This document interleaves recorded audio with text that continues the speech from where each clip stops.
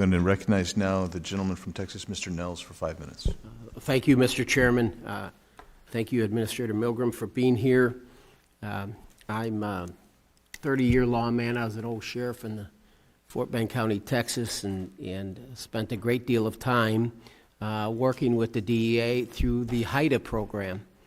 For those on this committee, those watching, if you don't know what HIDA is, it stands for High Intensity Drug Trafficking Area or Program. It was created by Congress with the Anti-Drug Abuse Act of 1988 and provides assistance to federal, state, and local and tribal law enforcement agencies operating in areas determined to be critical drug trafficking regions in the United States. It's administered under the Office of National Drug Control Policy under the Executive Office of the President. There are currently 33 HIDAs across this 50 states, and there are 4 of them in the great state of Texas. I think the one I belong to was the most successful. I believe you're familiar with Mr. McDaniels. I spoke to him yesterday. He wanted me to tell you hello, but he said he wants his quarterly reports. He hasn't been receiving his quarterly reports, so get those quarterly reports to him if you don't mind.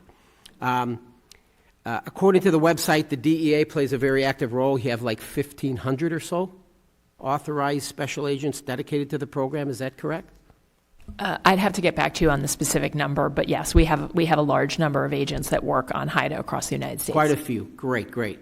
So I want to ask you a few questions to educate myself and other members of this committee as it relates to what HIDA teams are doing for the American people.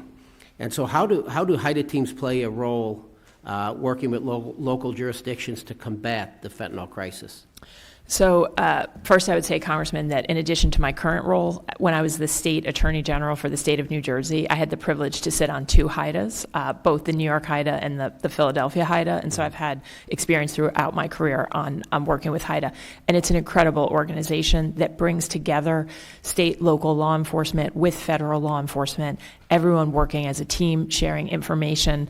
And right now we're working across the country with HIDA. Some of the cases I just described to you have been done by HIDA enforcement groups.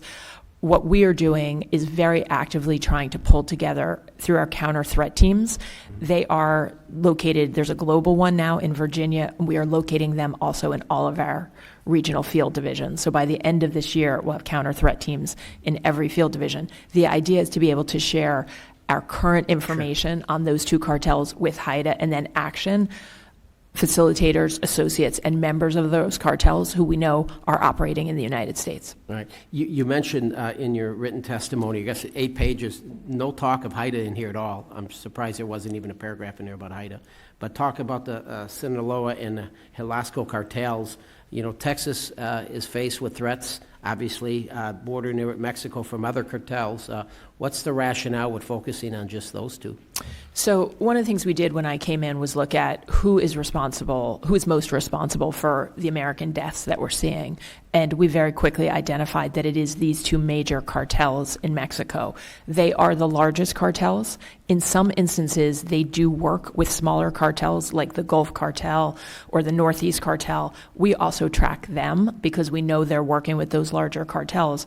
But right now, with the CDC reported today for 2022, 110,511 Americans have died from drug poisonings. Yeah. So we have to be relentlessly focused on the people most responsible. Is there a more dangerous drug than fentanyl out there that my residents, district members, Texas, are concerned about more than fentanyl?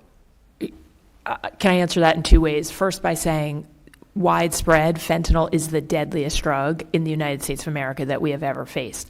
What we are tracking and what we are concerned about is that we have now shifted to synthetic or man-made drugs. Right. The only limit on that and what can be created are the chemicals that can be purchased. Right. So today, fentanyl is the deadliest drug, but I want to be, I want to be clear in saying we are actively tracking all of this to make sure that there's not a deadlier drug that gets created. Are there any other plans, are there any plans at all to move HIDA from the Executive Office of the President to another department? OCDEF, anything, it's separate funding. Is there any plan to do any of that? There's rumors. I have not heard that rumor. Beautiful. I'd say one issue I have with my short time left, I see that your budget requests $7 million for zero-emission vehicles. I do believe that you could take that money and spend it elsewhere, tackling the most devastating drug crisis in the history of our country. So I want to thank you for your time. Please, Mike, again, Mr. McDaniels would like those reports, but thank you for being here.